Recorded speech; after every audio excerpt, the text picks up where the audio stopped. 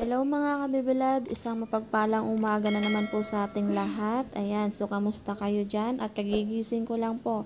At mag-isa lang po ako ngayon mga kabibilab dahil umagang umaga ay umalis agad si Eric. So pumunta po siya dun sa baba upang tingnan ang kanyang motor na dibangka dahil maglalaot na naman po sila ngayon. So, at pansin nyo naman po mga kabibilabs, gumagamit po kami ng kulambo dahil po minsan ay hindi talaga maiwasan. Meron pumapasok na lamok dito sa amin. Kaya minsan pag gising ko sa umaga ay busog na yung lamok. At ewan, masarap siguro ang aming dugo kaya binabalik-balikan niya. Pero minsan gumagamit din po kami ng katol pero ayaw talaga mamatay. Manhid na siguro sila. At ito po yung aking ginagawa tuwing umaga talaga mga kabibilags ay nililigpit ko po yung aming tinutulugan at inaayos. So, mas maganda po kasi kapag maayos yung ating tinutulugan kaya maganda po tingnan. So, ayan, nililigpit ko na and then tutupiin ko na yung ating kumot. So, pagkatapos nito mga kabibilabs ay magsasaing ako. Ayan, so okay na yung ating kama. At ayan, so lalabas na ako mga kabibilabs dahil ako ay magsasaing na para may babaunin sila Eric. So, ngayon ay huhugasan ko muna yung ating kaldero. And the next ay maglalagay na ako ng 4 na takal na bigas.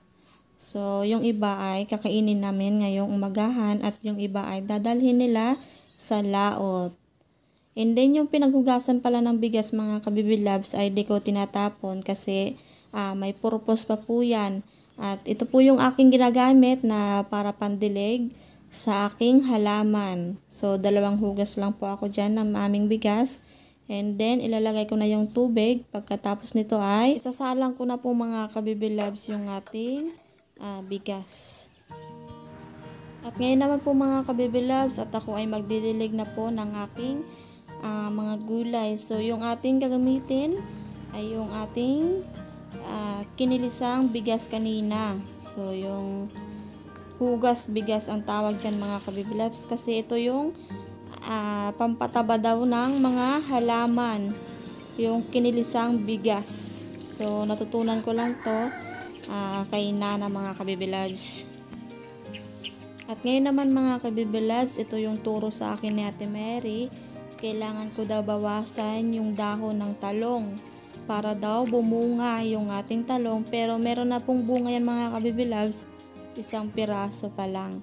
So, kailangan kong bawasan para magdami yung bunga. So, yan po yung turo sa akin. Dahil si Ate Mary po ay expert yan sa pagtatanim po ng mga gulay.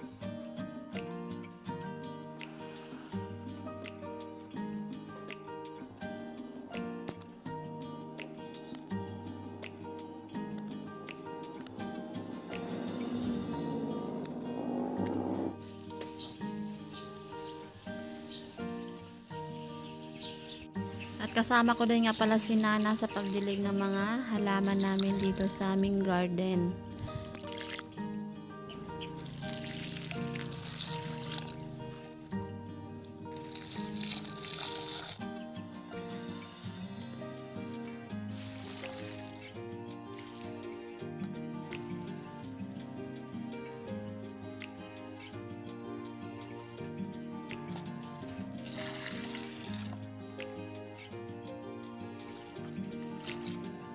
At ito pala mga kabibilabs, ito yung aking bagong punla, sitaw po na mahaba yan mga kabibilabs. Sa mga ilang araw ay itatanim ko yan. So mga kabibilabs, meron pala ditong kalabasang maliit pa lang. So yung bulaklak ay nilagyan ng bulaklak din ni Nana. So yung bulaklak nilagay ni Nana ay walang bunga yun mga kabibilabs. Yung tawag sa amin ay yung bulaklak daw yon ay lalaki. Kaya ni Nana nilagay yung bulaklak na lalaki dito sa may bungang kalabasa and then tinalian niya mga kabibilabs para daw mabuo yung kalabasa at hindi masisira.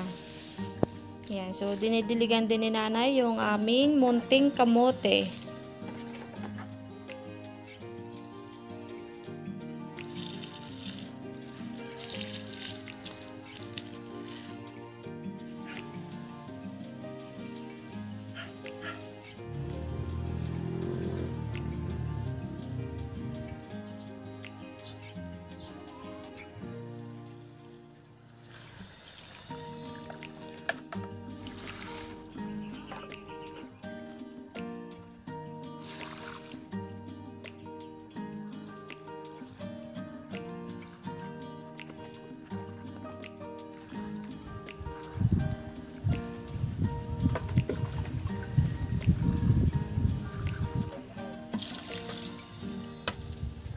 naman mga kabibilabs ay i-prepare ko lang yung mga damit ni Eric dahil maglalakad na sila.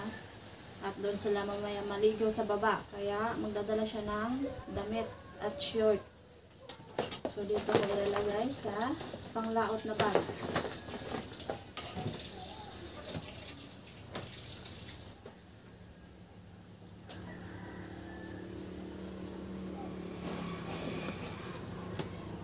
At ito ang kanyang panglaot. Meron ding bonnet. Siyempre, naka-prepare na ang GoPro.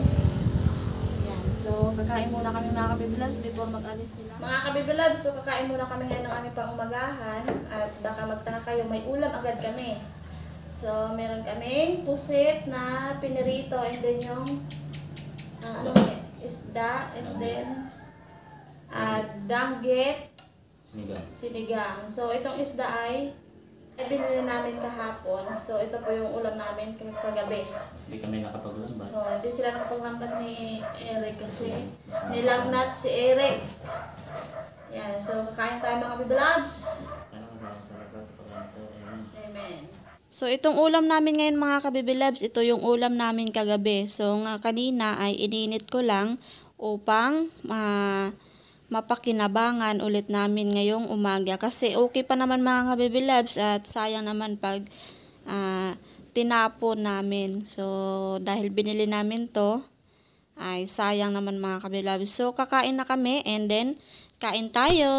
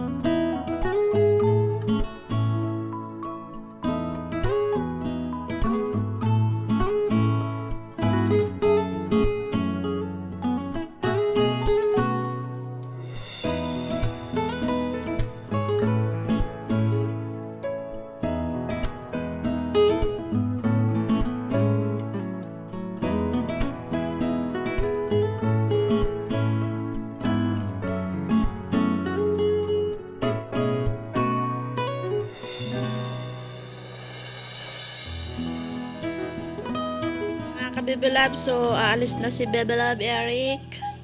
Ayan, nakapanglaot na siya. And then, tapos na rin kami kumain.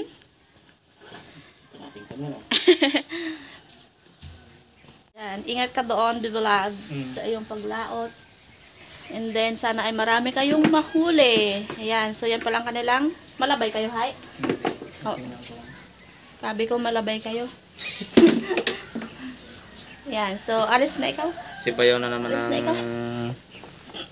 Si Bayaw na Bye-bye. naman aking kasama. Abangan nyo sa Fishing Brothers. Mga ball kami ng tulingan. Bye-bye. Bye-bye. Ingat. At yun lang po mga kabibilab. See you in the next video. Bye-bye.